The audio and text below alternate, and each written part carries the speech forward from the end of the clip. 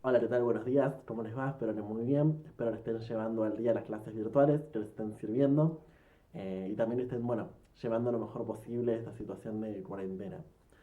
Bueno, en la clase de hoy vamos a estar analizando una serie de fallos de la Corte Suprema en los cuales se pone en discusión algunas de las cuestiones que estuvimos charlando en las clases anteriores sobre los elementos del acto administrativo y particularmente también sobre los vicios y las nulidades de algunos actos administrativos y de algunas normativas.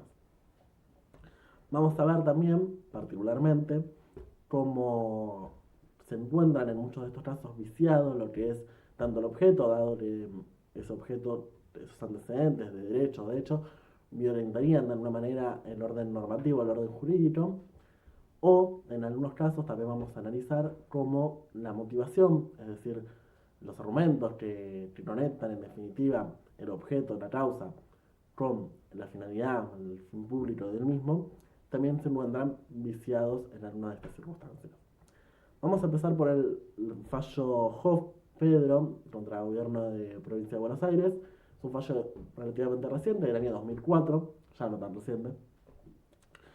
Teníamos en este caso a un señor, juez de primera instancia, que quería ascender a juez de cámara y que se encontró con que los reglamentos que se derivaban del artículo 177 de la Constitución de la provincia de Buenos Aires se le impedían debido a que se encontraba que solamente se podía acceder al juez de cámara si era ciudadano argentino nativo o hijo de ciudadano argentino nativo, discriminando de esta manera a los argentinos naturalizados, generando una distinción entre argentinos naturales, o mejor dicho, argentinos nativos y argentinos naturalizados. Esto el señor Hoff entiende que violenta sus derechos debido a que estamos hablando de un caso de categoría sospechosa. Esta cuestión que si alguno quizás recuerda del derecho constitucional, que vamos a analizar también en breve. Este fallo tiene mucho en común con un fallo posterior, mismo el fallo posterior va a tomar esto como jurisprudencia, que es el fallo Rochau, tal vez no lo haya escuchado mencionar, eh, que es de Rochau-Evelyn del año 2006, en el cual también nos encontramos con una abogada que vivía, una abogada alemana, una ciudadana alemana que se encontraba, perdón, nacida en Alemania, vivía en Argentina desde el año 83, se encontraba naturalizada, era ciudadana argentina naturalizada y quería acceder a un cargo de secretaria en un juzgado de la ciudad de Buenos Aires. Y se encontró con el reglamento de nombramiento de los juzgados, de los jueces y el personal jerárquico de los juzgados de la ciudad autónoma de Buenos Aires, tenía en su artículo 10 la misma limitación que habíamos visto en el fallo anterior. Es decir, planteaba que solamente podían acceder a esos cargos los ciudadanos argentinos nativos o hijos de ciudadanos argentinos nativos. Bueno, como habíamos mencionado recién, cuando hablamos de la nacionalidad como una manera de diferenciar en cuanto a reglamentación, la aplicación de un determinado derecho, nos encontramos ante una categoría sospechosa. Este concepto derivado del derecho constitucional se refiere a que ciertas categorías, cuando son utilizadas para diferenciar la aplicación de una determinada normativa a un grupo respecto a otro, como son posiblemente herramientas de vulneración de derechos y de discriminación, requieren de un control constitucional muy exhaustivo.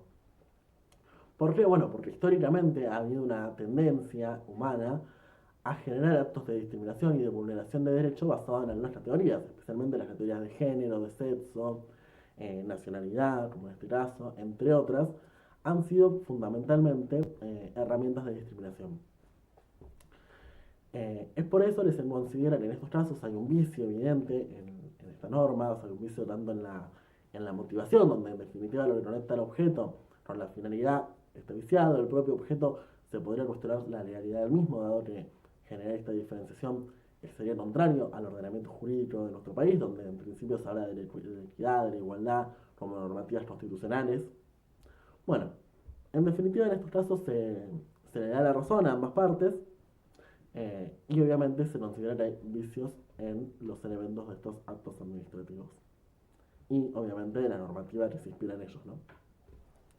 Y después también tenemos un fallo anterior, un fallo del año 84, previo a la reforma constitucional, eh, donde nos encontramos en este caso con el fallo Arenson. El señor Arenson era un estudiante del profesorado, en realidad quería ingresar al profesorado de Joaquín B. González a estudiar el profesorado de matemática y astronomía, y se encontró que para poder hacerlo tenía que realizarse un acto médico. Cuando se realiza el acto médico, se lo deniegan el ingreso debido a que él medía menos de 1,60 m.